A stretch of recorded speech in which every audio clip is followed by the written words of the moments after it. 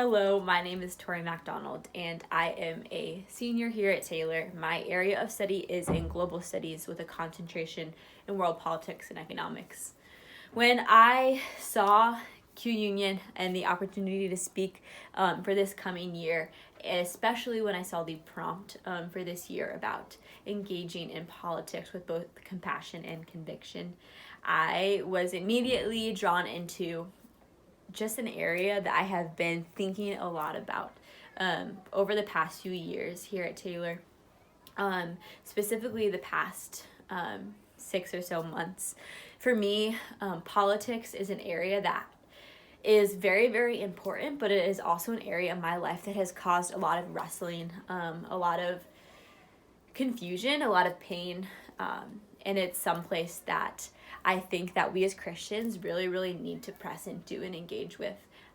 But it's hard to do that when we don't have a correct lens to look at politics.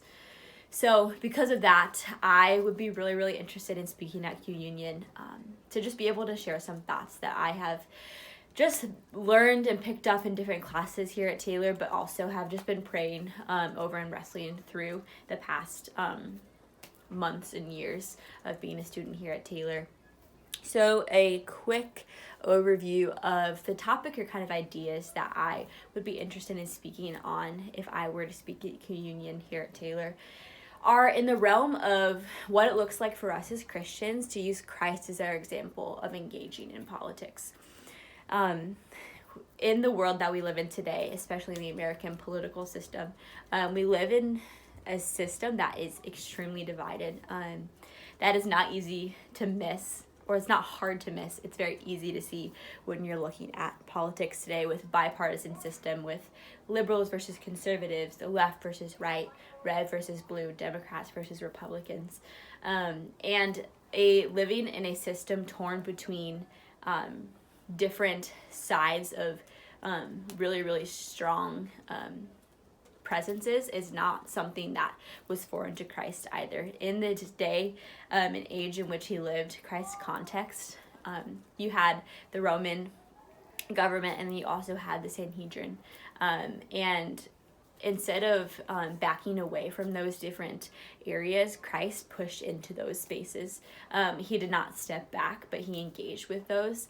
But where we can see an example of how we should engage with politics and areas of division is with Christ. He didn't put his hope in the politics and the systems of his time. He provided another way, a third way you could say, in order to engage with the world. And for us as Christians today, when we're looking at all of the different ways that politics are colliding and issues are colliding, we need to be putting our hope in something that is other than the systems we see in front of us. Like Christ, we are able to engage, but that engagement is not to be, the engagement in politics is not to be our end. It is not even to be necessarily a means to the end, for our hope is in Christ and Christ alone. And one way in which I have, in my personal walk with the Lord, really seen this play out is in the areas of refugees and immigration.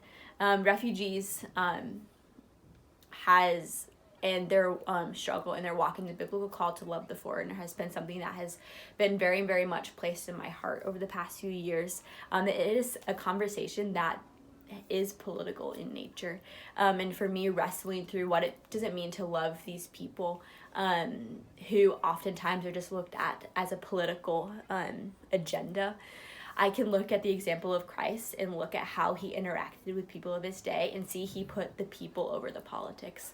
And that example that Christ set is able to shape and form how I engage with refugees. If I were to talk, I would go a bit further into those areas, but that is a brief overview of kind of my heart behind wanting to speak at Q Union.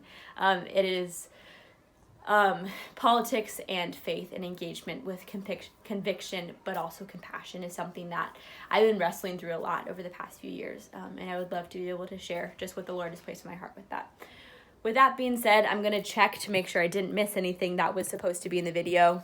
Yeah, that's basically all I have. But thank you so much. I'm looking forward to hearing back with you guys. And I trust whatever decision you guys make. So with that being said, have a wonderful day, and I will send this on over to YouTube.